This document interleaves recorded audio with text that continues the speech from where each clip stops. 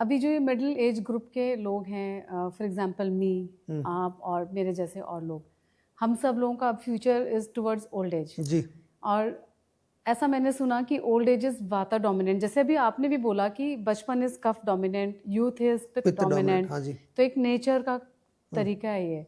और वाता से आपने बोला 80% प्रॉब्लम भी हाँ आएंगी। जी, हाँ जी। तो अब ये तो एक वो हो गया कि ओल्ड एज पहले से थी, वाता डोमिनेंट हो गया, 80% प्रॉब्लम ने घेर लिया।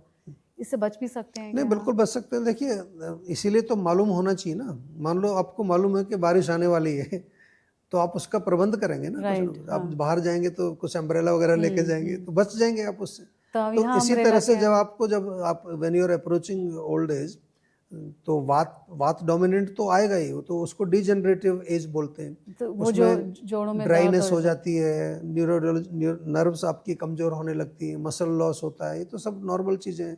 आपकी अग्नि जो है वो स्लो हो जाती है, कॉन्स्टिपेशन होने लगता है।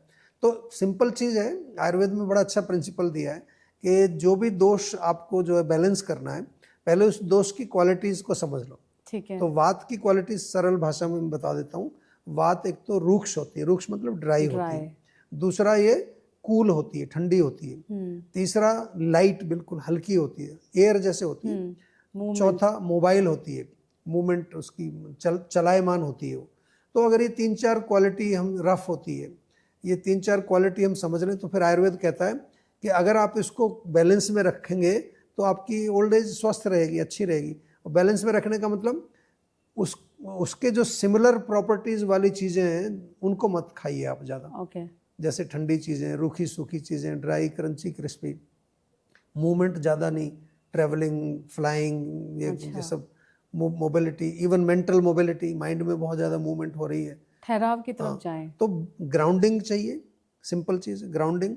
और ऑयलिंग चाहिए। ओके। कोई भी चीज़ ड्राई है तो तेल लगाना पड़ता है ना, तो आप रोज़ तेल से मालिश करिए, आपका जॉइंट भी लुब्रिकेटेड रहेंगे, मसल भी स्ट्रांग रहेंगी, नर्व्स भी स्ट्रांग रहेंगी, स्किन के पोर्स खुले रहेंगे। तो पुराने समय में तो लोग मालिश करते थे रोज़। ओल्ड तो ये एज में मालिश में फंडा क्या होता है कि मालिश करने के बाद नहाना चाहिए कि नहीं नहाना चाहिए, कि गर्म पानी से नहाना चाहिए कि कैसे नहीं, करना मालिश चाहिए? करने के कम से कम आधा पौना घंटा आप नहीं नहाएं तो अच्छा है, क्योंकि थोड़ा ऑयल का जो इफेक्ट है, बॉडी में हीट हुआ है, सर्कुलेशन बढ़ा है। ठीक उसके है। बाद नहाना चाहिए। और नहाने के लिए हल्का सा ल्यूक वार्म वाटर अच्छा रहता है। ओके। स्पेशली हम ओल्ड एज की अगर बात कर रहे हैं, क्योंकि हमें ठंडी चीज़ नहीं चाहिए वहाँ पर, वार्म चाहिए, ठीक वार्म, है। लुब्रिकेटेड, और थोड़ा सा समझ।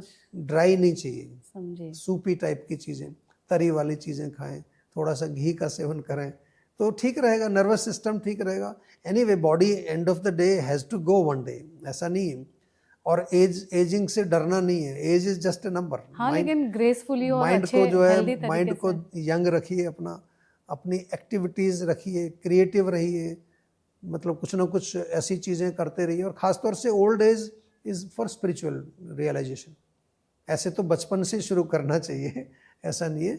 लेकिन हमारे यहाँ तो आयुर्वेद में तो हमारे वैदिक कल्चर में पहले जो फर्स्ट पीरियड है, जिसको ब्रह्मचर्य बोलते हैं, स्टूडेंट लाइफ कह लीजिए उसको, फिर गृहस्थ आश्रम है, उसके बाद वानप्रस्थ है, एंड देन संन्यास, मीन्स डिटैचमेंट आप करके दुनिया से, और फिर जिस भी आप में जिसका आपका फेथ है उसमें कनेक्ट करके, ताकि मोक्ष प्राप्ति आप कर सकें। तो बड़ा अच्छा सिस्टम है। तो कहाँ ओल्ड एज है? कोई ओल्ड एज नहीं है। तो ओल्ड एज में जाने का भी एक तरीका है, हाँ जी। उसमें रहने की भी एक दिनचर्या है। अगर हम वो सब जान के और उस तरह से रहेंगे तो जैसे आज स्वस्थ हैं वैसे ही स्वस्थ नहीं तो रह दुखी सकते रहते हैं। हैं लोग। ओल्ड पीपल मैंने देखे हैं, मोस्टली दे आर दुखी, क्योंकि वो अटैचमेंट उनकी बहुत ज़्यादा होती है, डिटैच नहीं कर पाते अपने आप। तो आपने बहुत अच्छा काम जीवन में किया है, अपनी ड्यूटीज पूरी आपने निभाई है, नब अभी अपने लिए कुछ करिए ना, लिव योर लाइफ।